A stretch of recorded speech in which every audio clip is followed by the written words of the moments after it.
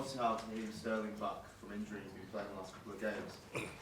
It's obviously still early days, he's probably still getting into the flow of things. What have you made of his performances of late, and what more do you expect to do going forward with those injuries in the front line? Yeah, for sure, we can get a lot from Rush. We are getting much more than we used to get in a few weeks back. Obviously, his match involvement has been much higher, and it's going to be capital. Obviously, now he's got more rhythm and more minutes. He had an injury that he's coming back from, but overall, I think that he can give us a lot.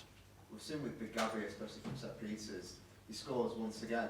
In terms of centre-backs across this country and just football in general, how much of a threat is he as a centre-back in terms of scoring goals? It's quite extraordinary. At the present time, very much when you look at his numbers and the type of goals and the occasions when he has scored the goals, very important goals as well. So he will be right up there. Jordan?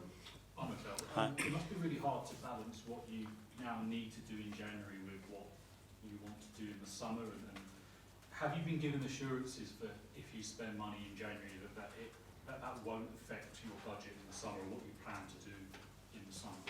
No, assurances in this industry, I think that nobody can give you, because it's related to performance, what we achieve, how we finish the season, a lot of things, you know. So it's clear it's not easy, and I think that's probably the most difficult part, because a player that is injured, at the end, what can you do? He has no value, he cannot perform, so it's a really difficult scenario. On top of that, you have to add somebody else on that, so it's not easy.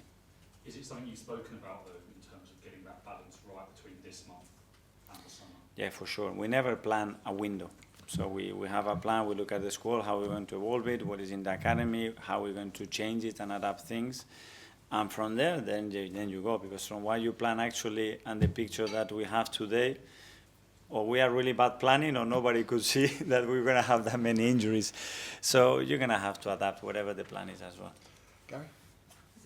Is it as simple as money to get the targets you want this month? I don't think so. Obviously, it's a factor, because at the end, when you want to recruit a player and the player wants to come, you have to agree to a certain fee, but that player has to be available. It's a player that we believe that it can be the solution short and medium and long term, and then we have to be able to afford it, and it's not easy. When you're looking at sort of players in January, it's a lot harder for a player from abroad necessarily to settle as opposed to players playing in the Premier League.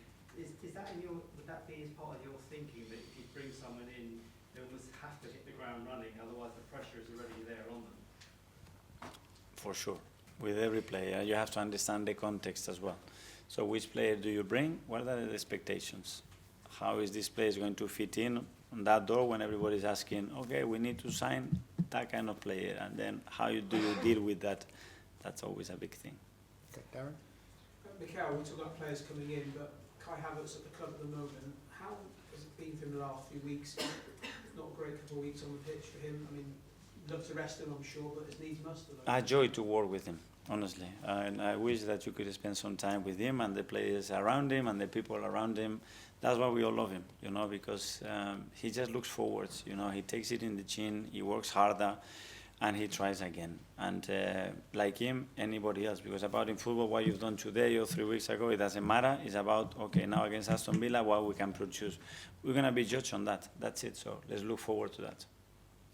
And finally, John. You mentioned the crowd had a different bite and a different body language. Like yours, you know, that you are like this. I love that.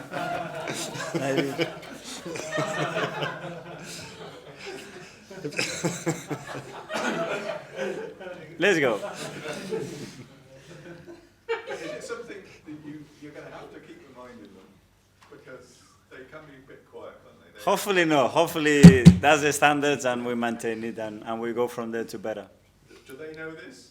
Sorry? Do the 60,000 people who are going to come and see you know this? I don't know. They have to watch the press conference. If not, I think it would be difficult on me shouting and lifting my arms.